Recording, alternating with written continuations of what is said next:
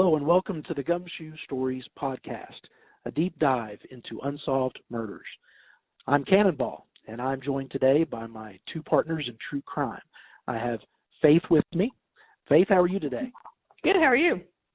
I'm doing great. You ready to solve a murder? Sure am. Okay. Also with me is the Duchess. How about you, Duchess? You ready for this? I am so ready. I'm so excited. All right. Awesome. Okay. Well, let's go over what you can expect out of this podcast, you the listener. This is episode 1 of Gumshoe Stories podcast, and today we're going to delve into the Missy Bevers murder. Honestly, we could do probably 100 hours on this case, but all the complexity that's involved there. But for today, and just for the hour or so that we have, we're going to take kind of a bird's eye overview of the case. How did we get here? That sort of a thing. We're going to have 5 different segments that each cover an aspect of the case. We are hoping in future episodes that we can do an even deeper dive into some of those aspects, taking a whole episode to just focus on one thing. But for now, we thought we would just kind of look at the overview of this case and also some of the most recent developments that have come up in the last days and weeks and months. And we'll do this kind of in a roundtable discussion among the 3 of us. Before we dig in, I do want to just point you to our website. It's gumshoestories.com. You can go there and sign up with your email address, and this will allow us to send you information about future podcasts and breaking news in case. This podcast is being published to multiple outlets like YouTube and Facebook and Twitter, so we invite you to look for us on any of those platforms and use the comments features on those platforms to let us know what you think. Or you can email us. You can do that at our email address, which is gumshoestoriesmail@gmail.com. Okay, Duchess and Faith, you ready? Yes. Yes, ready. All right. So we're going to move into segment 1, which is the church video. Actually, let me back up just a second, and let's just kind of real quickly talk about the Missy Bevers murder. For those who are not familiar with it, who are just finding out about it, it happened April 18th, 2016, so nearly 2 years ago. Happened in Midlothian, Texas, at a church, Creekside Church of Christ. Missy was a fitness trainer. She was there to set up for a class, got there around 4:20 in the morning, and she was found murdered shortly after 5 a.m. by the people who were coming to attend her class. We've got video of the murder that was captured on the church's surveillance cameras, and so that's what we want to talk about here in segment 1. And I'll point out that on our website and on the platforms where we have this podcast, we're going to put lots of links. So you'll be able to refer to the things that we're talking about, like the church video, which the Midlothian Police Department has put out and published, and it's available on YouTube and other outlets. So we'll have links for that for you to see it if you've never seen it before. It's about 2.5 minutes long. Okay, so ladies, we've got the church video that shows the perpetrator walking out of a room to begin with and kind of running their hand down the wall. And then we have switches in the camera location and source. So it kind of goes from one camera to the other as the perp is moving. And so we see him. I'm going to say him, even though we don't know gender. The police have said that they're not sure if it's male or female. I'm going to refer to the perp as being male just for being simple, but that doesn't mean that it's definitely male or that I think that it's a male. So the perpetrator is dressed in what looks to be police garb, a helmet that has mounted lighting on it. A baklava under the helmet, covering up more of their face, except for the eyes and the nose, a tactical vest, BDU-type pants, possibly with shin guards underneath, and gloves, basically covered from head to toe. And we see them walking. We see him running his hand along the wall there at the beginning, which you guys will recall, I think, that it's believed that the perpetrator came in through the north location where the kitchen door is. And that's because of what was said by the police during their press conference at the beginning, that there was a metal door with a window in it, and the window was broken out, and that the perpetrator entered through that metal door and then exited, presumably, through that same door. And we believe that the only door that fits that description is the door to the kitchen that's on the north side of the church. You guys have anything to add about that part of it, about where the perpetrator came into the church? No, I agree with what you said. Okay. So what it appears, and I would encourage people to bring up the church layout, and we do have a link to that you can click on. It was, I won't take credit for it at all. It was done over many hours by someone in social media who did a great job, and it is to scale, and it has tremendous research behind it. But that layout is a north, south, west, east compass direction of the church, and you can sort of follow the perpetrator's movements in relation to that layout by looking at it in a counterclockwise way. So in other words, the perpetrator comes in through the kitchen, which is on the north side, takes a right out of room 8, which is adjacent to the kitchen, and then hangs a right. So they're kind of going west at that point. Okay, so their entry point was actually through the kitchen? That door on the north side? Yes. Okay. Yes. I didn't know that. The suspect entered through that metal kitchen door. Okay. And then that kitchen has 2 rooms that are adjacent to it on either side that you can access without coming into the hallway. Okay. Room 6 and 8. So the kitchen is technically room 7. So we don't know how much time the suspect spent in that kitchen before he came out. We only know that he came out and was first captured on camera at 10 minutes before 4 a.m. So, Cannon, that door that he came in the kitchen, that is the metal door that we've seen on news reports with the glass broken out. Then we believe that's the kitchen. Exactly. And okay. And let me also add, this is kind of a hard to figure out aspect. I don't think that he intended to damage the door any more than what he did in order to gain access into the door, if that makes sense. Rather than pry it open, there's a glass there, so let's bust out the glass, let's reach in and open the door, which is what he did. Yeah, probably faster too. Right. But there are also some kitchen windows that are up high, and if you look at the photographs from that side of the church, there are 2 or 3 windows, I forget the number, that are broken out. But the police said in that press conference that it doesn't appear that those windows were used to enter or leave the church, that there's no evidence that the suspect entered or left through those windows. So it's a little unclear, kind of a mystery as to why the suspect would bother to break those windows. Yeah, they were kind of up high. They weren't very, like in other words, they would be hard to get into from down on the ground, because if I remember seeing a picture of them, they were kind of high up, right? They are kind of high up. I don't know if he could have jumped and grabbed the ledge and pulled himself up. I'm not sure if they're that high or too high for that.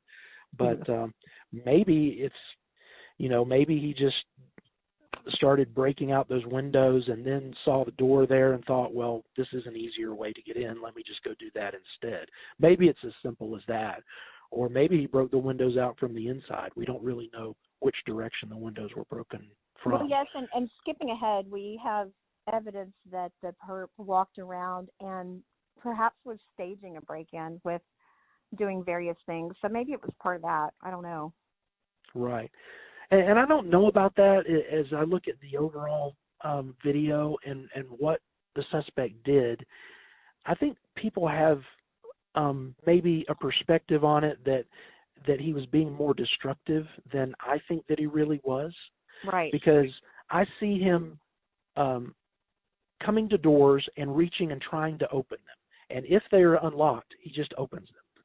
If they're locked, then if there's a window, then he just breaks the window on the door just so he can reach in and open it that way. And if if it's a door that's already unlocked, even if it has a window, he doesn't break the window. So he's not doing gratuitous damage. He's only doing what he needs to do to get the door open, if that makes sense. That's the way I see it.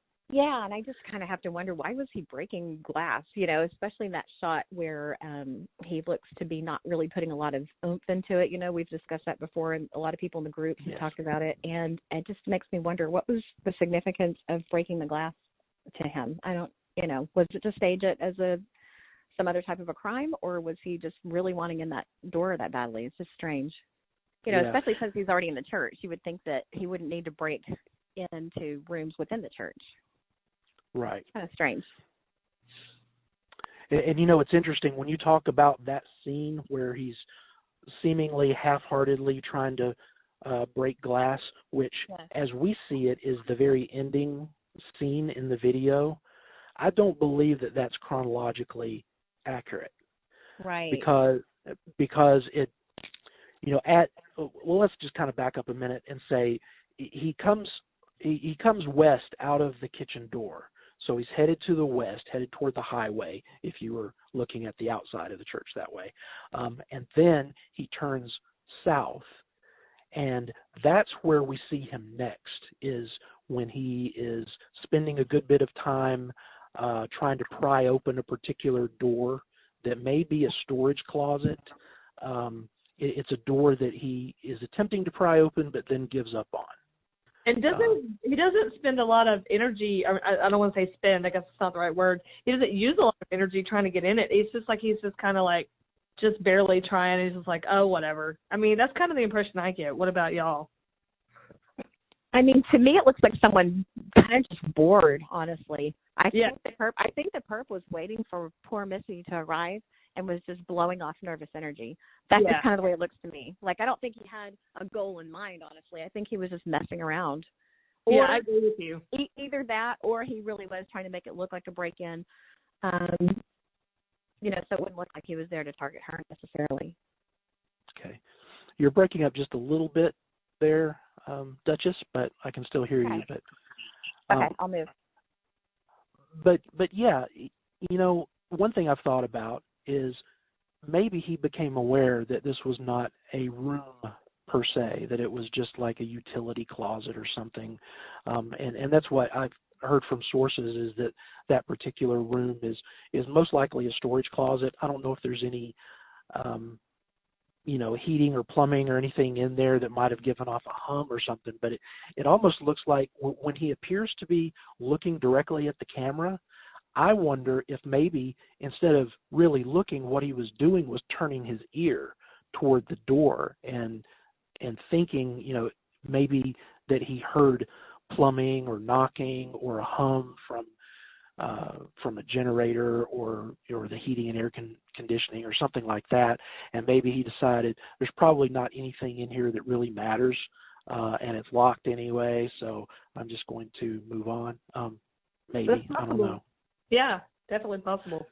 So we see him moving south down what I call the west hallway. It's a hallway that is on the west side of the church, but it's a north-south directional hallway. And so he's moving south, and we see him after he gives up on that door. He's across from what is known as Holy Grounds, which is like a little coffee bar inside the church and has kind of a weird sliding door that is closed and maybe locked. But anyway, this is right inside the southwest entrance of the church. This is where Missy entered when she got to the church. So, and we have seen in previous video that was released in the first few days after the murder that still had a timestamp on it. There was like a 7-second clip that was released from right at that point that was at 3:58.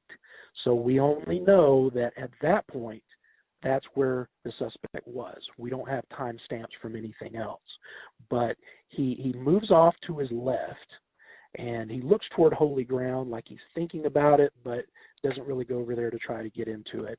And he then proceeds to the hallway that runs, I call it the south hallway. It runs west to east, but it's on the south side of the church. And that's where there's a split door, or a Dutch door as it's referred to, that he opens up, where there's the bottom and then the top. And at that point, he opens that door, and then he moves on to the door next to it. And then further down, according to the layout, is where the offices are. We do not actually see him go into the offices. We see a blip where he disappears, and then he's coming back. You guys remember that point? Yes. Yes. Okay. It's at that point where I think that it's not in sequence anymore. Or let me put it this way. He comes back, and his headlamp is on where it wasn't before, and then he takes a right into a little recessed area, which actually leads into the auditorium or sanctuary. And then it transitions, and it looks like it's the same continuation, but it's not. It shows him going into a door, and then all of a sudden there's this hallway, and that's where he pulls out his hammer and starts trying to break glass, or does break glass, on another door right across that little narrow hallway. Well, that narrow hallway does not exist based on the previous scene that he was in. So if we had seen what happened when he went through that little recessed area, we would have seen the sanctuary. Well, there's no cameras in the sanctuary, of course. But what I believe happened was they showed that scene last based upon the cameras that picked up the movement around the church. Yes, so, we do know that those are motion-activated cameras, so they won't yes. necessarily pick up everything. Right. And the police they're not necessarily experts on that church layout, right? So maybe they messed up. Maybe they had a plan. Maybe they did it that way because they wanted to, but maybe they just didn't understand the sequence. You would think that they had timestamps, though, and would have gotten it that way. But that sequence where he is breaking that glass at the end of what we see is not what happened. It's not a continuation of what happened before, is what I'm saying. He didn't go through like he was going into the sanctuary and then all of a sudden popped up over there. Right. So that is not in sequence. Yeah, that makes sense. Well, in my comments about the church video, I could speculate all day about what he was doing. I can't really explain all those actions that he's doing. But one thing that really jumps out at me is that perp has worn that type of outfit before. He looks very comfortable in it. I think that if any of the three of us were to put on that exact outfit with the helmet, we would not be that comfortable, especially knowing that we were there to do something sinister. I think that we wouldn't move. He was just very relaxed. And I just think that if I were wearing all that garb and I'd never worn it before, I think I would feel very confined, especially the helmet. I would think that it would mess with his peripheral vision and just the whole thing. I think that it really spoke to me seeing the way he moved around wearing that stuff. I think he's worn it before or something a lot like it. He just looks way too comfortable. Yeah. Mainly the fact that the breaking of the stuff, in my opinion, is, definitely setting it up to look like it's a burglary so that he can gain her trust, I guess, when she does enter. I mean, that's just kind of my thinking.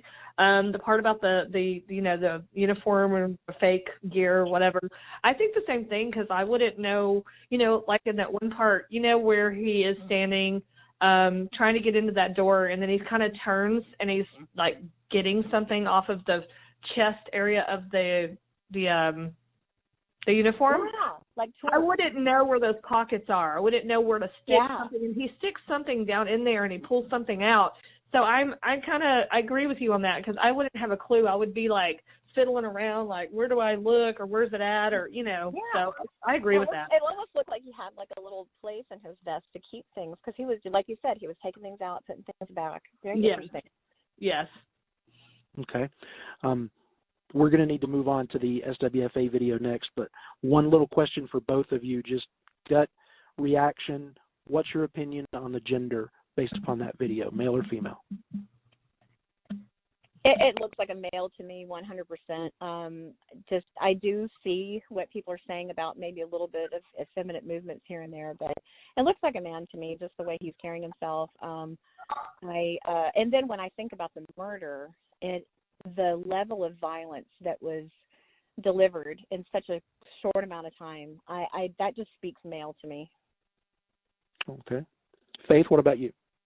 I'm going to give you an interesting answer. I actually think male and female. Okay, when the perp comes in and when you first see them and they come down the hall and they're running their fingers along it, that looks to me like a masculine person. The shoulders, the way they're walking, the way they carry their feet, and then they, kind of mosey down the hall, and then they come back and then they turn down that hall, and the part where they see the split door, the actions of that person to me seems male. Then when you see the person after they're at that door and they're trying to break in, and then it right there where you were talking about where it kind of switches, and it kind of is, I don't know how to explain it, but it's like it kind of jumps or something. To me, that person seems female because they turn around and they start walking, and they walk at a much faster pace. And it could be an angle of the camera, it could be distortion, I'm not sure, but they just seem like they look different. Their body, you know what I mean? Their body is shaped differently, and they also seem to me like they're smaller, and the way they walk is different. So I'm going to have to say male and female. Okay. And, one thing we'll get into when we talk about the search warrants and the affidavits that the police have put together in this case, they do say that they believe that they only see one perpetrator in the building for the 30 minutes of time between 3:50 a.m. and 4:20 when Missy entered. That doesn't mean that that's absolutely true, but that is the police interpretation of it, which they put in a sworn affidavit that a judge signed. So if it is in fact a male and a female who are somehow pulling a switcheroo, then Midlothian police missed it based upon what they swore to in affidavits. And hopefully they didn't. Yeah. Yes, hopefully they didn't. Okay, let's move on to the SWFA gun store video, which is another interesting aspect of this case. Faith, you've been looking into that. Tell us about what that video shows. Okay, so basically it starts off with a car that is coming down 287, and they are traveling east, and they turn into the SWFA gun store parking lot, and before they even actually get into the parking lot, they turn off their lights, like instantly. And so they turn in and they drive around, and they have many cameras that surround the gun store. So they give you the same thing on every camera. So you see the car turn in, turn off the lights on every camera. So it's kind of neat, seeing it from different angles, because then you can see cars passing by and kind of how far their cameras will actually see.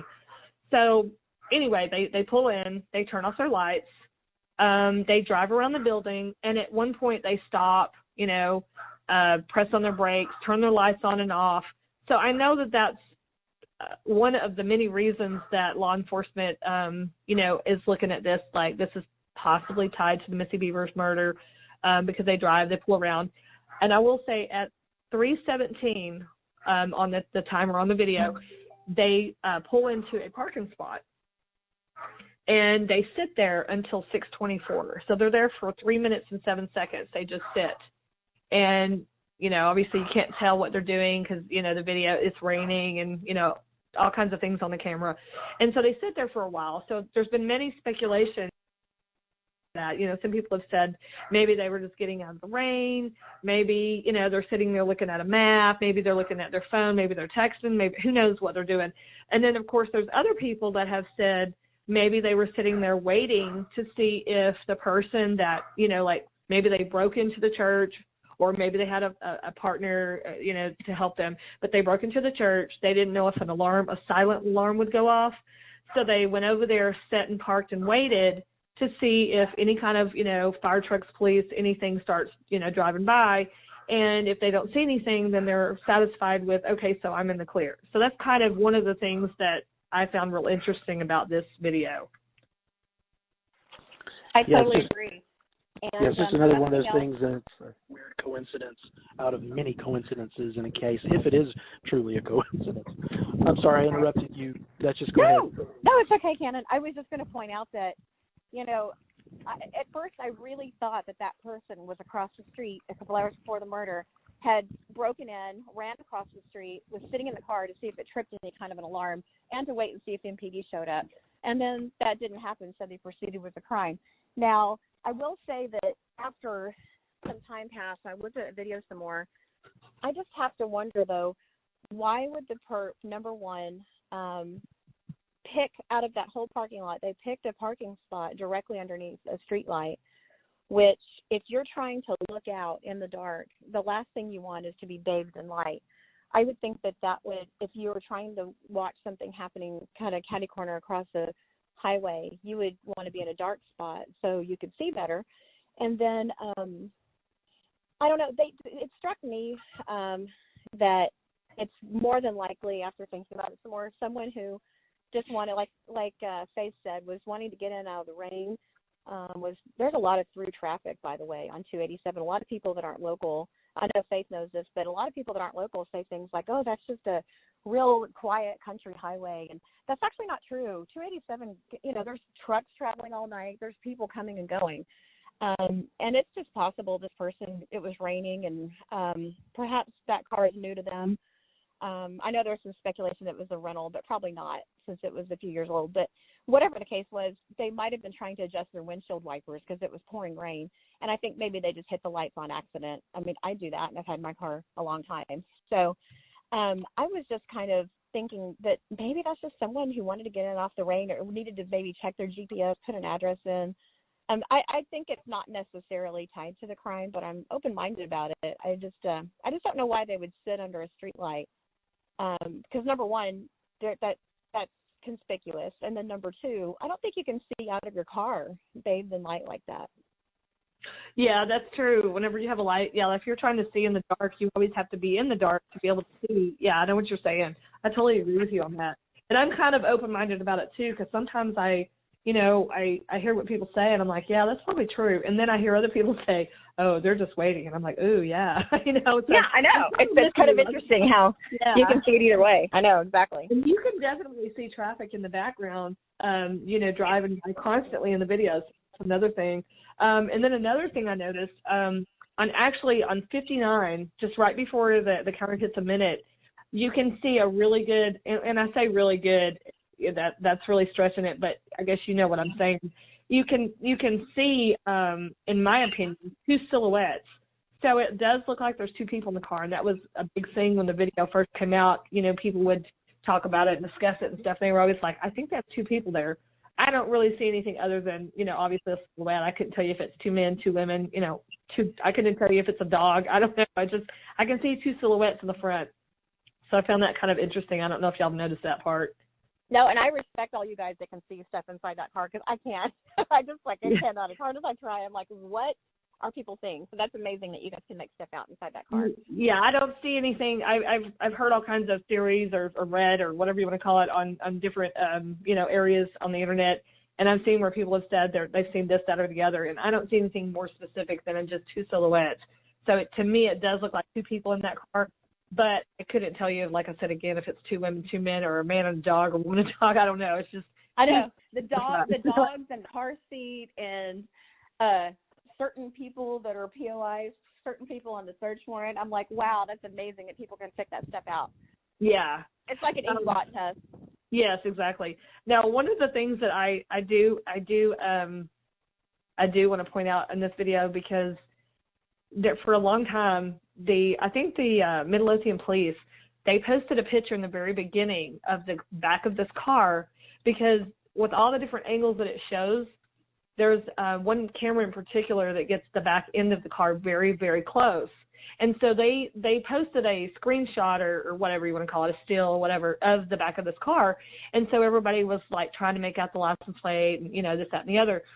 And so one of the things that is on it, I don't actually have the still, but I'm just looking at the video so I can kind of remember. But anyway, on the picture of this car that they put on there was like an oval down at the bottom of the license plate. And anyway, everybody was like trying to figure out what kind of sticker that was. And I honestly do not think it's I think it's a Are y'all there? I'm here. Yeah, you're Okay. saying you honestly don't think what? I don't think it's a sticker. Okay. All this speculation because the police posted a still of the car at the very end. They have a really close up of the car, the back of the car, and of course with the rain and the darkness and all that, you really can't see a whole lot. You can't see the license plate, but there's like an oval sticker at the bottom, or that's what they thought was an oval sticker. So everybody was trying to figure out what kind of sticker it was, if it belonged to like a business or just some kind of random sticker, I guess to identify the car. But anyway, in looking at the video, if you watch it around 7:50 something, let's see. Anyway, it's like 7:50. Hang on, I'm sorry. I think it's 7:51. Anyway, that's when it starts showing up the car close up. You will notice that at first when you see the car, there is no sticker on there, and it's as the light starts hitting the back of the car. You don't, you know what I'm saying? It's like it disappears. Oh, that's interesting. So, I hadn't noticed that before. I'll go look okay, at it. it's actually 7:31. I'm sorry, it's 7:31. There, 7:33, you see that oval, but at 7:31, you do not. Interesting. Yeah, so I've always tried to tell people, or like just voice my opinion, I guess, that I don't think it's a sticker, but that's just what I see. I know that when I watched the video, I looked for that sticker, and I could never see it compared to that one photo. So I agree with you that there's not a sticker there, and that, going back to what you said about maybe you can see something inside, maybe you can't. That is the problem with extracting frames from a video. If it's 30 frames per second or 60 frames per second, people are extracting all those individual frames, and then they'll pick one out.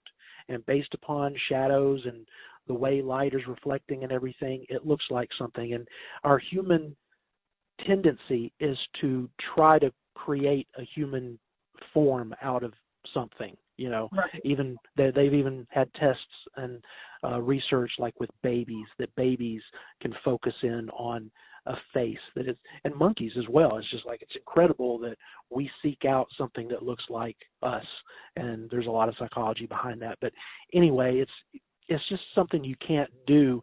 If you extract a frame and you think you see something in that frame, well, was it in the frame after that? Was it in the frame before it? Can you duplicate it? That's why you need to look at moving video and see what you see there, because there's just too much that plays tricks with the eyes when you're looking at one individual frame, I think. Right. Yeah. And so many people in the groups have spent so much time trying to peer into the car, and people have even gone so far as to identify POIs, identify people from the search warrants, identify race. It's been fascinating, but I just haven't been able to get that far, but I enjoy reading about it. Yeah, that's true. There has been a lot of speculation, and there's so many different scenarios that it kind of makes you crazy. Yeah. Anything else on the SWFA video before we move on to the next segment? Well, I think it's interesting to point out that Midlothian police did not release that initially. It was released by SWFA on YouTube. So I think that is a little interesting. This was not something that MPD had publicized to the media themselves like they did the search warrants, which we'll talk about later. But I don't know if there's any significance to that or not, but it just sort of stuck out to me that this was not initially released by MPD. The actual gun store itself put this out there, and I'm not really sure why they did that. What do you think? Yeah, I don't know exactly why. I guess because I know that they did release the still or the picture of the back of the car, and that was it. And I don't know. I've never heard any reason as to why SWFA decided to do that on their own. I've never really heard anything about that. Yeah, and I wonder if they ran it by MPD or if they just did it. I wonder if MPD had said, "Hey, we didn't want that release. That's why we did a still photograph." I want to say somebody questioned, and they never got an answer from what I remember. But like I said, I don't know. You know. Okay. Yeah. The only other thing that I wanted to mention, so that whoever's listening would get this information about the car in the SWFA video, is that they did. There is a spot on the video, and it's at 6:58. When the car is seen from the camera that is facing the front of the building, and it's a really close-up of the car. So basically, only thing you can get from this video is that it's a man driving. At this point, you can tell it's a male, and you can see the seat is all the way back, because the seat is almost to the back of the vehicle. You know what I'm saying? It looks like it'd be as far back as it could go. Are you talking about that footage where he drives right in front of the camera? Yes. Yes. Yes. I mean, I can see an arm and a figure, so that's about the closest I've gotten to identifying anything. But, yeah, I've watched that over and over. I got my husband to watch it over and over. And, yeah, it looks like a man, like you said, is kind of leaned back with his arm up.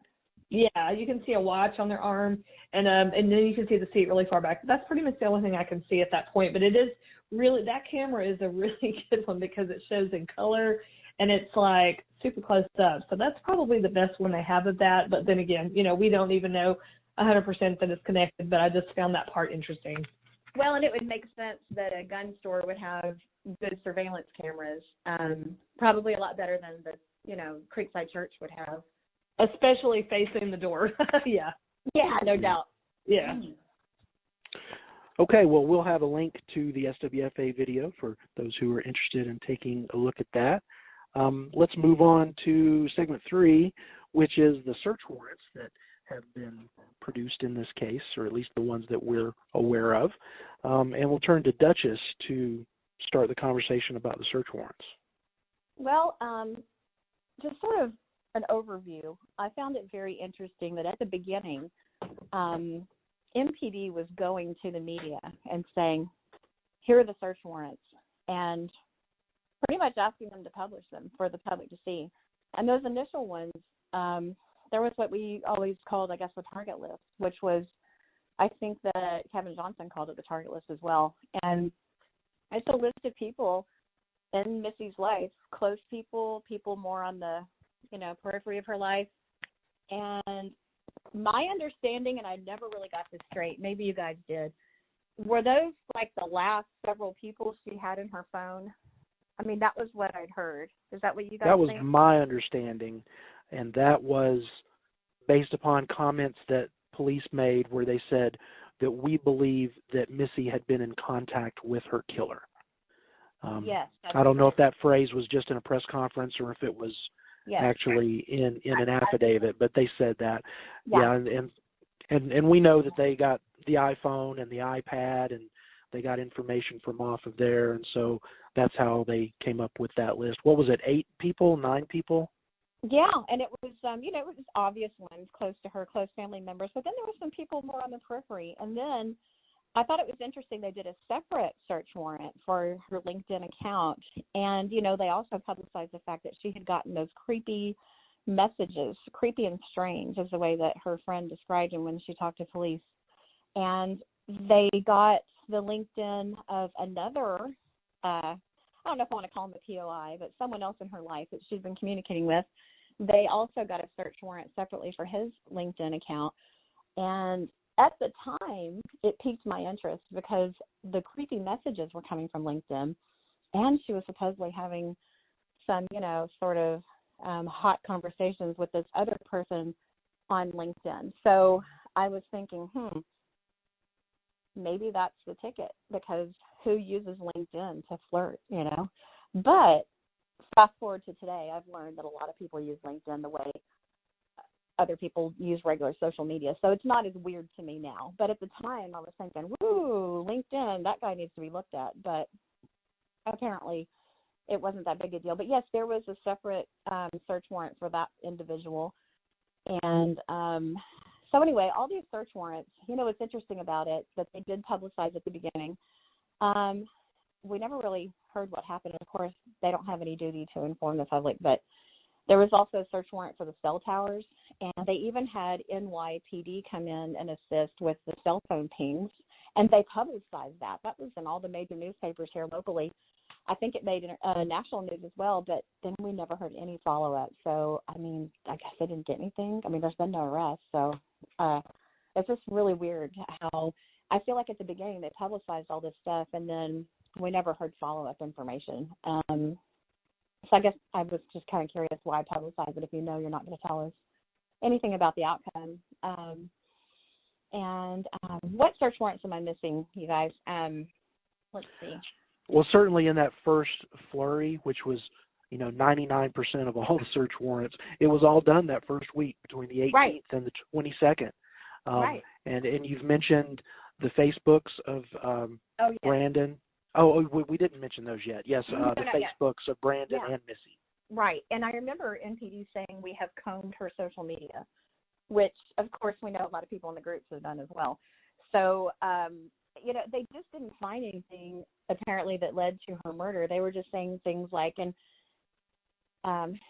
stuff about their personal lives, but nothing, apparently, that led to anyone actual perpetrator. So lots of search warrants, lots of, like you said, that initial flurry was all publicized. They didn't hide anything. And then there was a long stretch of time with no search warrants at all. And people started gossiping about, is this a cold case and what's going on? And does anybody know what they're doing? It's a small town. They haven't had a murder case in a long time. And all that kind of stuff was going on. And then, Cannonball, you came across. And then you found something very interesting many, many, many months later. There was an individual, and he had a search warrant on him. And by golly, he fits a lot of the description here, except for the height, which we can talk about as well. But as far as he has been a police officer, he has worked as a security officer, both of those positions for many years each. Just a lot of interesting things in his background. But that search warrant, I think the most interesting thing to me about that search warrant is, as far as we can tell, to this day, that's the only individual that they have really looked at hard. If the search warrants are any reflection of this investigation, they took his computers, they took his devices, they went through his house, they took Cannon. What else did they take? They took numerous tactical gear. Tactical gear. They took a DVD camera, which was in a box. They took legal documents. They didn't specify what those were. And but, he had been 12 electronic devices. Right. And what bothers me about this POI, is that he was questioned in May of 2016, and the search warrant is dated December of 2016. So he has, if indeed this guy's guilty of anything, he had months to get rid of it. So that's kind of interesting to me. But then again, it probably took MPD that long to get probable cause. I mean, that's not easy. I'm sure the judge was sending him back saying that's not enough, or who knows what was going on behind the scenes. I don't really fully understand why we went from a May questioning session of this person and we fast forward to December, and that's when they finally start confiscating stuff. What do you think about that? That certainly was a long time, and we who look at open records and the things that are available to the public, we only see the successful search warrant. We don't get to see how many times they may have tried and failed to get a judge to sign a search warrant. Exactly. Like you said, maybe they went back and the judge said, nope, that's not enough probable cause. We just don't know. There were moving parts in that whole thing, like a podiatrist was brought in to look at various video footage of persons of interest, including the gentleman and former police officer that we're talking about. And he was able to rule out everybody based on gait and body type. He was able to rule out whoever those people were that police provided footage of, except for this one individual. And so that was strong as far as probable cause go. And then there was another little tidbit that police have never talked about, that if you look in that open record, which we'll have a link to along with everything else on our website that's linked, that specifically talks about a dark SUV that was seen by a passerby that morning at 4:30. Now, was that passerby truly a passerby, or was it a camper who was pulling in 4:30? Kind of matches up, if you're rounding off, kind of matches up to the 4:35 time that we know the first camper arrived. I wouldn't expect police to be explicit and say that it was a camper who was their informant on this, that they'd want to provide some privacy there. So we don't know that, and we're not going to speculate that is who the person is or anything. But yeah, it was a dark SUV. It's kind of two ships passing in the night, and that would have to be the killer, you'd think. I mean, pulling out of the church. And that information that came from that search warrant that you requested, when I first saw that, I was in shock when it said a small dark SUV was seen leaving the scene of the crime at approximately 4:30 a.m. And I just had to wonder, why was that kept secret? And another thing, I didn't bring this up earlier because I was waiting for this part to come up. That makes me more think that this SWA video car is something that police threw out there to sort of distract us. Yes, because if they don't want us knowing about this small dark SUV, why not get us all riled up and looking for silver Altimas, I mean, I feel like, I don't understand a lot of the tactics that have been used in this investigation. I don't understand why that particular piece of information was hidden from the public. I would think that if we all knew that there was a small dark SUV seen leaving the scene of the crime, and they would have announced it at that first press conference that morning, I think there would have been a much higher chance that POI would have been caught, or at least I would have pulled him over and had an opportunity to question him. I mean, I don't understand that piece of the case at all. I mean, zero. Zip. I don't get it. Another head scratcher among many head scratchers. That's right. So yeah, there's the warrant that was in December, and that's not the end of the story for that particular individual. Initials BH is how we'll refer to him, because he's never been publicly named in that investigation. But BH did have a search warrant executed. He did have a dark SUV seized, as well as electronic devices and tactical gear and some tools, hammers and screwdrivers and things like that. None of that seemed to lead anywhere. Isn't that fascinating? I mean, that was so long ago. December of 2016. Here we are in February of 2018, and the only thing that came out of that was he was charged with a separate crime of something they found on his computer. I mean, but nothing related to Missy Bevers. It's just fascinating to me that he looked like such a good candidate. And we did, request any search warrants after that up until it was the end of January, I believe we requested that. There's still not been any more search warrants that we're aware of. So, I mean, it really still looks like that's their number one person, but why no activity? I guess no evidence. Yeah, I guess it's possible that there might be federal search warrants involved that we don't know about.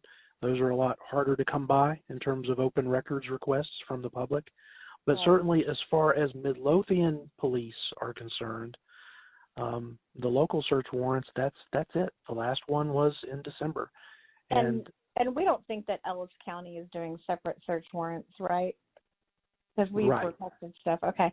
Yeah, that's just interesting. And the way, like you say, the way it looks, it just looks like they started and stopped with him. And I don't know. In a future podcast, I'd really like to delve into this BH individual and talk about him. You could do a whole series on him, and it's not all just related to Missy Bevers. In fact, most of it isn't related to Missy Bevers, and yet it is still very fascinating. And I will leave it at that until we can devote some time to it. And it certainly lays the groundwork for someone who would be capable of something like this, looking at his past. Absolutely. Right. But back to the search warrants, I just have to assume that MPD knows a lot more than we do, and that they're a lot smarter than I am. I'm not a professional law enforcement agent, so Even though I just wonder so much, why hide a small dark SUV from the public? It seems like that person could have been caught up with quickly if we had that information that morning. There's just so much I don't understand about this investigation. It's just, been handled differently than other ones that I've followed. Do you agree with that, Cannonball? I do agree with that, Duchess, and that kind of makes a great segue into a segment on the law enforcement investigation from their perspective and what we've seen them do and what we've seen them not do. Midlothian Police Department has the lead on this. They have had it from the beginning. Ellis County did some very limited technical CSI type stuff at the scene, but mostly it's been Midlothian PD. They've been getting a little help from the ATF and the FBI, but that's mainly just case management stuff. As far as the investigation, it's been Midlothian. They have, at times, they say, taken the information about the case that they've accumulated so far to outside agencies and kind of laid it out for them to see if these other agencies see something that they don't see. We don't know the results of that. We do know they spent 4 days in Austin last year, and don't know who the agencies were or anything or what the outcome was. But clearly they're, based on what they're telling us, Midlothian Police Department is not trying to do it all themselves, but they are retaining the lead on it for sure. Kevin Johnson is the second in command. The assistant chief under Carl Smith is the chief of police. Carl Smith, we saw in the very first press conference that occurred on the 18th of April, and we really haven't heard from him since. He's turned it over to Kevin Johnson, and Kevin Johnson clearly is comfortable in the role of being a spokesperson or someone who interacts with the media and with the public to tell them what's going on. Yeah, and that's stated on the website. I think he is, in addition to being the assistant chief, he's also their chief communications officer, I believe it said. So, I mean, that is his job, and so that makes sense that he would be in the forefront. It does, and I think it's in his wheelhouse, and I don't think it was in Carl Smith's wheelhouse, if we're being honest, and we're looking at the way that first press conference went. I think he was a little ill at ease, but Kevin Johnson has done a pretty good job. I'm glad you brought up that first press conference. Toward the end, we heard from Span, who I don't believe we've really heard much from since. I really enjoyed his segment. I've watched it several times recently just to remind myself of things about the case, but that very first presser, when Span's talking at the end, this is kind of going back to the church video, but he mentions that the perp is seen. Somebody in the press, some reporter raised their hand and said, "Do you have any more footage of maybe the perp leaving?" I guess is what they asked. And then he said, "Yeah, we've got some footage of him going down a hallway after the murder, and it's assumed that he was exiting." And I just never understood, why don't they release that little snip? Because I would think if we've seen the perp lollygagging around the church, casually trying to open doors and whacking at things with his tools, but we haven't. I would like to see the perp after the crime. I would have to assume that he was moving a little more briskly, and that we might pick up something on his gait that. There's speculation about whether or not he was faking the gait. I don't think he was, but if he was, we would certainly be able to tell if he's hauling butt out of that church. You would just see him walking differently, and it might answer some questions. And so I don't understand why that's not been released. If he's just hightailing it down a hallway, I would think that should have been released, as well as the stuff of him just lollygagging around prior to the murder. Well, I'll point out, too, that when Span was talking, he made clear that he had not seen the video. He said that he had seen still photographs from the video. So everything that he said was not based upon him sitting down and watching that video from beginning to end. He had not had a chance to do that yet. So, it may be a little suspect as far as some of the things that were said as to whether they were accurate or not. Right. And let's not forget, too, this was the morning of the murder. It had only happened a few hours prior.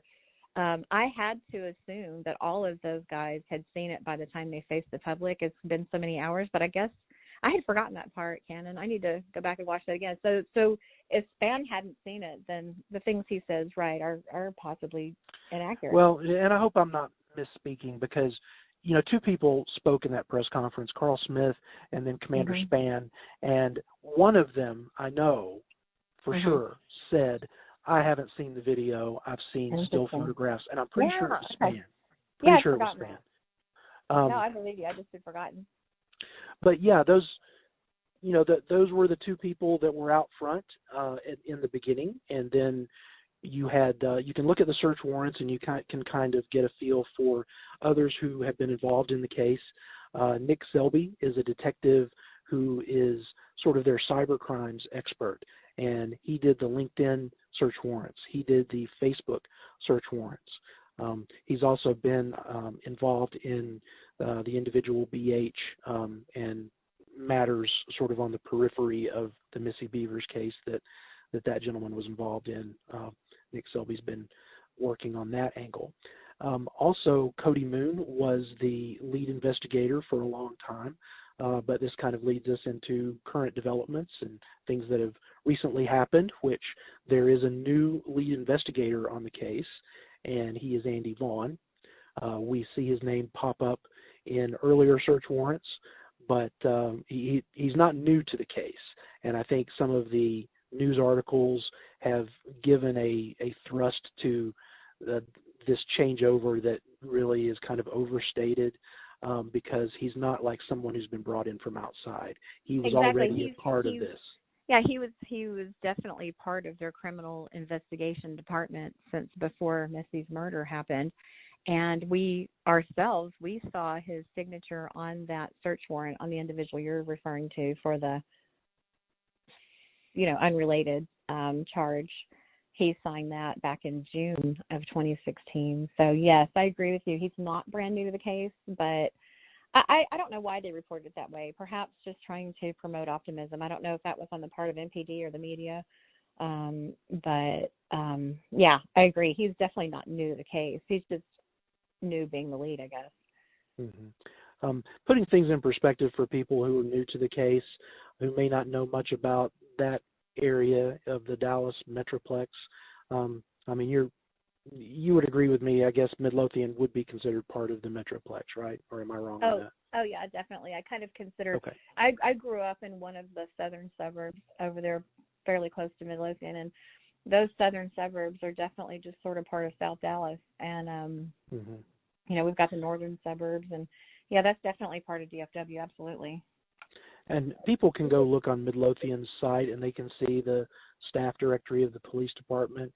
They've got quite a few patrol people, but this city is not a large city. It's, I believe, around 30,000 people or a little bit less, and that's not very large.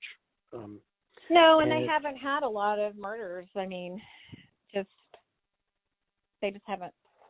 I mean, it's just not a high crime area, especially for murder. I mean, they have other things going on, if we've seen on the police blotters, but as far as a crime like this is new to them. Right. And I just don't know. At times people think that they're doing a great job and that they're just keeping things under wrap to protect the integrity of the investigation. And that may be true, or there may be aspects of that are true. Other people think that they're in over their heads and that they need more help and that they need to check the egos at the door. I don't know. I'm one of those people that I support law enforcement, but I don't support it blindly. And I think that it's important that we need to hold institutions accountable, especially ones that are elected positions or that our taxes pay for, our governmental institutions. We don't need to just assume that they're doing a great job. They need to prove to us that they're doing a great job, because we can always replace them with someone else. Right, and that's where the journalists come in. My question is, where are our local journalists? Shame on you if you're listening to this and you're local journalists. Where have you been? Those people need to be microphones stuck in MPD's face saying, what happened? It's been almost 2 years. What happened to this mom? Where are you at in the investigation right now? And I don't know. I mean, are they just respecting? Has MPD told the media that, hey, look, we can't disclose stuff. It'll hurt the investigation. Please go away. But, I mean, I think that a really good journalist would be over there saying, I'm sorry, it's been almost 2 years. I can't do that anymore. We need some information. We need to know how this is progressing. The public deserves to know. And something else that MPD hasn't done, I find very interesting, is they haven't warned the public. I mean, there's a killer on the loose, basically. They haven't said, make sure you lock your doors when you go to bed at night. They kind of alluded to in one press conference a while back that we believe it's targeted, so we do not believe that the public is at risk. But I mean, if anyone can perform this violent crime, even if they think they're justified in targeting this person, it doesn't mean they wouldn't do it again. What if they tick somebody else off? I mean, what if someone else ticks them off is what I meant to say. So my point is we have just gotten so little information out of law enforcement on this. And if I lived, I'm not in that general vicinity anymore, but if I was still living south of Dallas, I would be looking over my shoulder. I would be very concerned that I would maybe, look out my window late at night and see someone in tactical gear. I mean, I'm not being facetious at all. I would be very afraid. So, and I know people who live in Midlothian who say similar things to me, that they are very scared for their safety and have been ever since this happened. So I don't really understand. Does that mean that they have their POI under surveillance 24 hours and that's why they feel like the public's not in any kind of danger? Or, I don't really understand that part of it either. Another head scratcher. Yeah. It's a big question. I see that Brandon Beavers will come out publicly and seems kind of resigned, sort of, that this isn't solved and that he and his family are just kind of moving on, and it's beyond I think them. that my understanding of that statement that he made is, I really think that he's mentally, emotionally, and physically drained by this. And he mentioned the fact that he's not a professional investigator, and I think he's just finally saying, you know what, I need to focus on my kids. They need me. I can't stay strung out like this. And I think that I really think that he wasn't giving up as much as he was just sort of exasperated and exhausted. That was just the way I read it. I know other people read it differently, but I just kind of get that he was just saying, hey, you know what, I can't control this anymore. There's nothing I can actually do that I haven't already done, and it's time for me to focus on my children who need a parent now worse than ever. I think there are people out there who maybe they're thinking that the people who are close to the case are maybe aware of some things that maybe make it better for this just to kind of go away. And I don't know if there's any truth to that, but that's sort of a feeling that I get from people that I talk to. I agree. I think that also Brandon's thing is, I think they have zeroed in on someone. And I think that they have been kind of saying, we got the guy, we just need enough evidence to arrest him and have a good solid case. And I think they talk to the family in that way. This is just me guessing, but this is my strong feeling. And then I think that he just finally got to the point where he's like, okay, I don't know when they're going to be able to arrest this person. I mean, when is it ever going to happen? And then there's the other aspect of poor Brandon being just bludgeoned in social media. And I'm sure locally people are giving him sideways looks based on what I'm seeing on the internet. Is, everyone naturally assumes at the beginning, at least, that it could be the husband, right? Or at least he could be involved. And I'm sure that plays a part into it. He was probably thinking by now he would have been cleared in public opinion because an arrest would have been made, and it would have helped at least. I mean, there's a lot of people I don't think that would even give him the benefit of the doubt, even if they found who did it. But I guess my point is I feel like he's just worn out. That was the impression I got. Well, the other person who is pretty interesting to me in terms of what they said and when they said it is the director of Camp Gladiator in that area, who was really Missy Bevers' boss in that area, who 6 months into the murder investigation was giving quotes in the media about needing to move on, which that's another thing that I find interesting, especially relatively early in the investigation when you compare it to now. 6 months was like a drop in the bucket. And here's someone who you would think was pretty close. I mean, this was her employee and her friend, I would think, that would say, just move on. When someone has been murdered and there's there's no closure, there's no arrest, doesn't Missy demand, doesn't her death demand that someone be brought to justice for that? So when someone close to her says something like that at the 6-month mark, that really makes me think, what do we not know? And that's interesting, because that would bring that into focus as to why would it be a benefit for this to not be solved and for people to just move on and forget about it. Where's the benefit in that? I can't imagine any scenario where that would be true. That's just really interesting to think about. I would love to know what she meant by that, and if it was just a throwaway line, if she was just nervous because she was on camera, or did she really mean that? That's just it's just fascinating. I don't understand why anyone would feel that way, because at the minimum, you would want someone that violent off the street. And I would think in addition to that, you would want to hold someone accountable for doing this to your friend and family member. So, yeah, anything alluding to moving on, I don't understand that one bit. I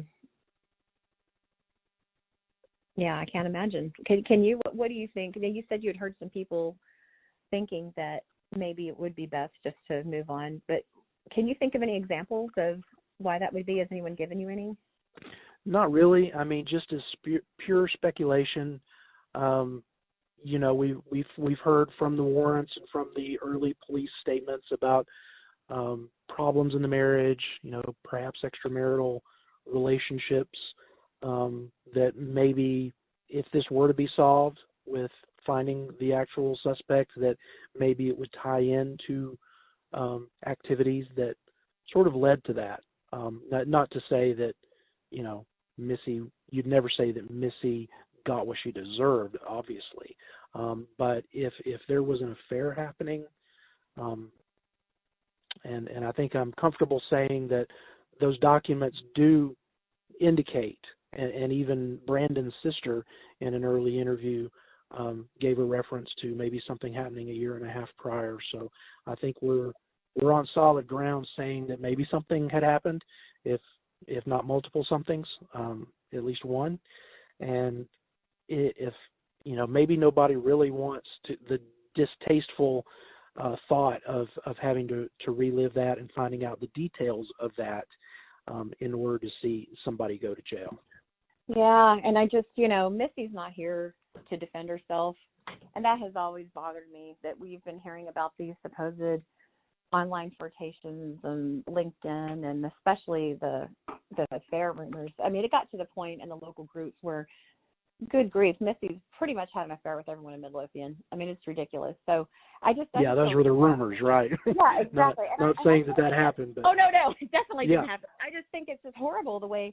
I don't know. I don't understand why that was important for us to know at the beginning in the press conference, especially with her children listening.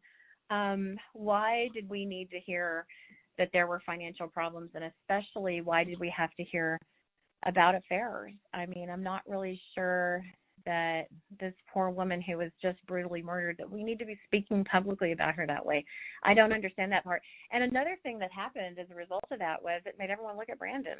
I mean, it just, naturally that's the first place you're going to look anyway in a spouse murder situation. But then when they started talking about financial problems, everyone went, ooh, he did it for the insurance money, or he did it to keep her from robbing him blind in a divorce. And then people were like, ooh, it was someone who was upset that she had an affair, and it was probably Brandon or some member of his family. All that information, and the way I see it, all it did was cause problems, especially for Brandon himself. I don't understand that aspect of the investigation either. Why was that stuff announced so early and so freely and openly to the public? Yeah. I don't know. It seemed at the time like something you would see a big city police department do, because they don't care. They're not buddies with the people involved when you're talking about New York City or Dallas or somewhere like that. So, you expect them to not pull any punches. And if they see something that's hinky, they're going to let the world know about it to try to increase pressure on the people that they want to put pressure on to bring it to a conclusion. But then what a turnabout from that first week, from seeing those headlines of, financial and marital problems and all that, to they just clamped down on it after that, and there has been nothing said after that that would even remotely be negative toward the family. Right. So it's been an interesting thing to see that pivot that the Midlothian Police Department did, to say, no, nobody in the family is suspects at all. The husband has been very cooperative. And when they were spewing all that stuff about their personal lives, I guess it's possible those first couple of days they didn't know for sure that Brandon wasn't involved at that point. Now, moving forward almost 2 years later, I don't see any evidence that MPD or law enforcement in general has moved in on him, pressuring him in any way. He has not lawyered up. I don't see any evidence of him being looked at in a serious way ever since the very, very beginning. My understanding was his car was bugged, his phones were bugged, and nothing was found, and that was the end of that. So I know there's people that disagree wholeheartedly with me on that, but I really think that he's not involved, and I don't believe I just, as an outsider looking in, I don't see anything going on. And even talking to locals and people who know the family, I haven't seen or heard any evidence that he's being pressured by law enforcement or questioned in any way, shape, or form. What do you think about that, Cannonball? I agree with you. In terms of my personal opinion, is that Brandon's not involved in this. I think that he should keep his mouth shut in the media, because he just is not good at PR, and that's been his downfall in terms of public perception. He's just not an emotional guy. He comes across emotionless, and his choice of words is sometimes not the best. And if ever anybody needed to hire a publicity person or family spokesman, he's like the poster child for somebody who should have done that from the beginning. Well, you know what, though, everybody would have said that proves he's guilty. He wouldn't to teach him how to talk, I mean, it's truly, you can't win for losing in that situation, because somebody's going to find fault. You're right. But no, I don't think Brandon had anything to do with it. I'm not convinced of that, obviously, but I don't see anything that leads me to think that he hired somebody to do it, or that somebody did it at his behest. Now, did somebody do it thinking that it would be a benefit to him without him knowing that they were going to do it? Possibly. That's a possibility. There could have been somebody who just really cared for Brandon, who decided that he or his children needed to not have Missy in their lives. And now, that would have been a horribly twisted conclusion for someone to come up with. But people do that all the time. They come up with twisted reasons for doing horrible things. And so maybe that's what happened. And that murder is so violent. I mean, all murders are violent by definition, but I mean, this one, if we're to believe that the hammer was used, and that's what we're led to believe, puncture wounds and bludgeoning her, all those are words that we've heard law enforcement describe through the media. That's just, that's someone who's really, really, really upset. And if the goal was to murder Missy, I'm not 100% convinced of that, but if the perpetrator entered that church with killing her on his mind from the get-go, just think about how bad would you have to hate someone to get dressed in all that gear in the middle of the night, drive to that church in the pouring rain, and wait for her. I mean, that's a level of hatred that is hard to even conceive. Yeah. I mean, where is that coming from? Yeah, definitely. I'm kind of two minds. I think that it's possible for someone to kill someone they don't know in a horrible way, and it doesn't necessarily mean that there's passion or a familiar relationship between the murderer and the victim, just because it's horrific what they do. So I don't, we know that her wounds were bad. That's right. Cannonball, go ahead, I'm sorry. Yeah, we don't know what the weapon was that was used to kill her. We know that she died of multiple puncture wounds to the head and chest. There are some interesting developments in recent weeks with open records that are not being talked about in the media, but are out there regarding a potential weapon that was found. And if you go back to previous attempts to to gather 911 tapes and offense records and all that from the city of Midlothian that were denied by the Attorney General. It's there's some clues in there about what that weapon is that was recovered, based upon what was in the Attorney General letter from 2016 in May. But whether that weapon was actually used or not is a different question. Finding something at the location doesn't mean that is the weapon that was used. But there's some interesting things there.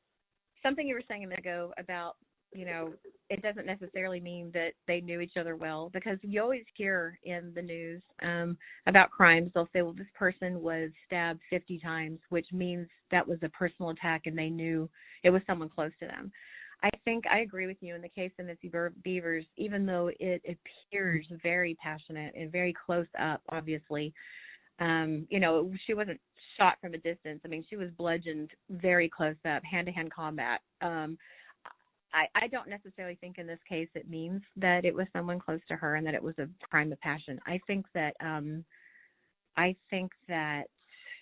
it's possible that the perp went into that church with a different motive, and it didn't go the way that he wanted it to go. I think it's possible he went in there. I think there might have been some fetishism going on with the costume he was wearing. I think that it was a power trip. I think he might have gone in there to rape her and not fully appreciating all of the self-defense training that she's had. And she started to whoop up on him. And I think that he just went nuts with the hammer or whatever he had on his person and killed her. And I think that it wasn't necessarily planned that he was going to kill someone.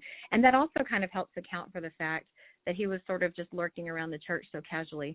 Now, then again, if he's a psychopath, then that could be possible. But it doesn't look like someone who's about to bludgeon someone to death, I think that it's possible that was someone who was just thinking, hey, I'm going to get to rape, someone and then get out of here. And no one will know it was me because I'm all covered up. My face is covered up. But I just, and when we have the separate segment about the particular person, this will all kind of make more sense. But that's just what I don't know. I mean, that's just one of the things that knocks around in my mind is that that person may not have gone there to kill her. Mm-hmm.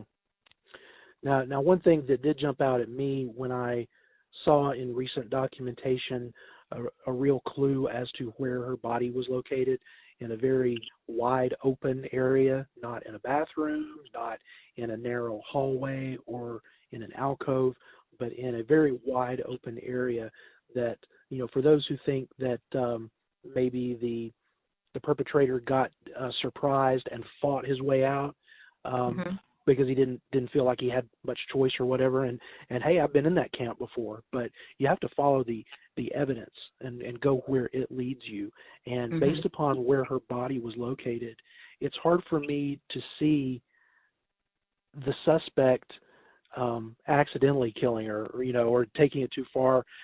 In other words, he had a choice. It would have been easy for him to get away when he's in an open space with her. He was not confined or trapped. Yeah, that's true. And unless he tries to sexually assault her, she gouges his eyes or kicks him really hard in the crotch or something that he just didn't really see coming, knocks the wind out of him some way, and he gets pissed. And then, I don't know, there's that, I don't think we've talked about it yet, but there's that camper that showed up early and was sitting out in the car.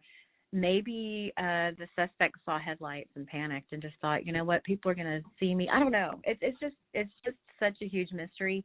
And also when you look at the short amount of time that this murder would have had to have taken place.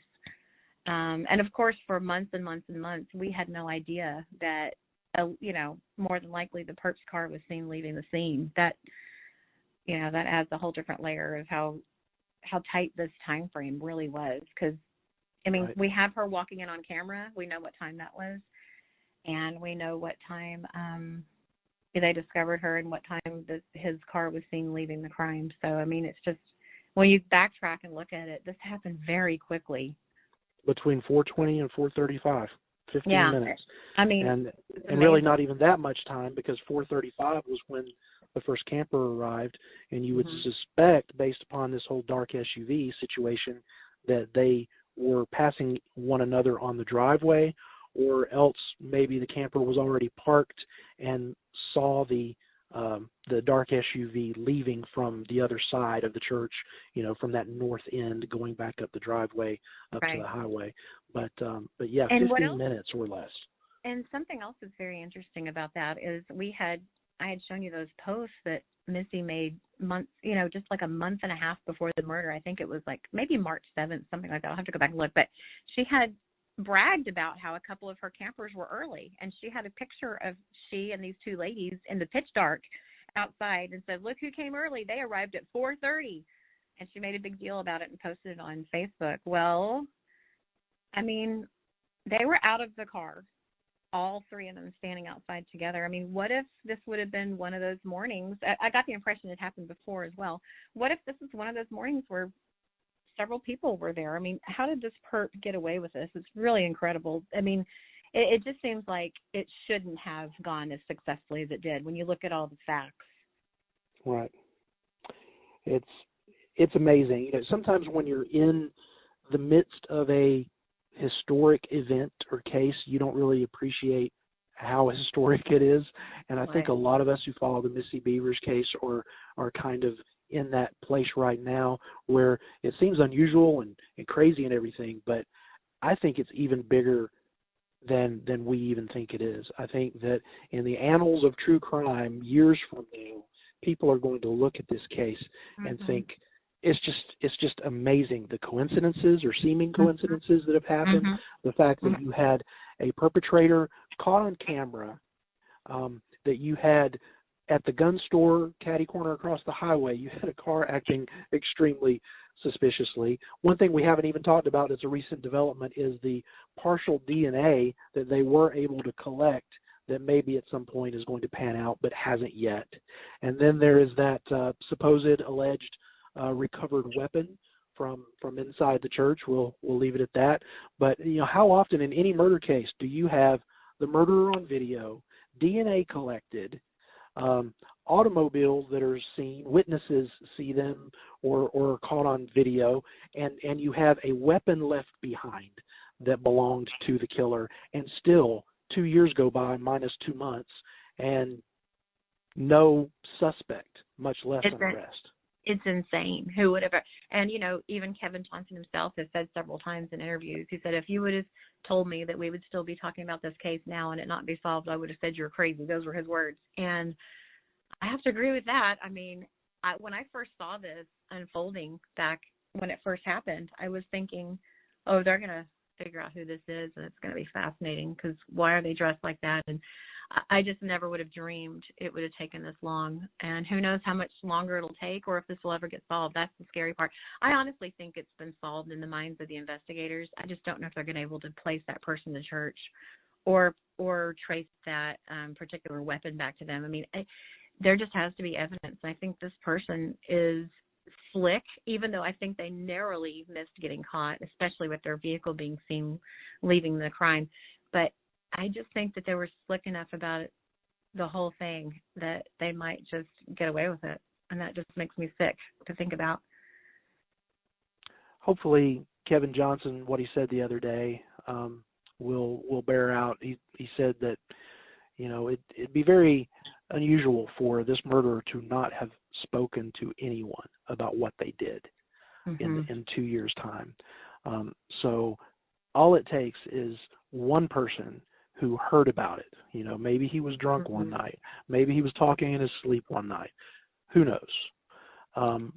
Hopefully someone has heard something and that person is going to come forward, because it doesn't seem like the police or the journalists in this case are going out and trying real hard at this point to be proactive and to dig up those things. They're sort of, admittedly, I think Kevin Johnson has said, they're just sort of waiting for someone to come to them with that piece that unlocks the puzzle. Yeah. And so we can't count on them to solve it. We need to count on someone who actually knows something to come forward and solve it. And I think they're also sick of people coming forward with speculations. That's not what they're asking of the public. From day one, they were asking people to come forward who have evidence, have actually seen something or heard something, not just people on social media saying, hey, I think he walks like somebody I might have met once. I mean, that's okay. I'm sure they followed up on those things, but yeah, they really need some evidence, and obviously that's what they're lacking, or there would have been an arrest by now. It's just really perplexing. I will go back and say that I do think they know who it is, and I think the reason they're so frustrated is they just cannot tie that person to the crime with actual real evidence that would hold up in court, hold up in an arrest warrant. I hope you're right, and I hope that it's not a case of they're just really back to square one and they have no clue. I hope that person is identified and just needs the evidence to support it. So, and I also think that person is too slick to talk. If they're waiting for someone to talk or admit it to someone, I think that after this length of time and after all the lengths they went to not get caught, I don't see that happening. I hope I'm wrong, but I'm a little discouraged about that aspect of it. We'll see. Okay, well, let's wrap this up. I know we've gone way over, but that's okay. We had a lot to talk about. We lost one of our partners along the way, Faith. We'll have to see where she went. We're to gather her back up. Hear from her on the next time. But, I just want to tell everyone that gumshoestories.com is our website. Thanks for listening to this podcast. Feel free to contact us on our website or on our email, gumshoestoriesmail@gmail.com. And be sure to check all the links out that we'll have posted for you, and to comment on them on YouTube or Facebook, wherever you happen to find us, and let us know how we're doing and what questions you might have. And hopefully we'll be back real soon with another podcast. Want to say goodbye to the listeners, Duchess? Yes, thank you so much for listening. And if anyone, by any chance, who's listening to this has heard anything, please contact MPD. They really need information right now, worse than anything. Yes, and I echo that sentiment wholeheartedly. Thank you, everyone. Thank you. We will see you next time.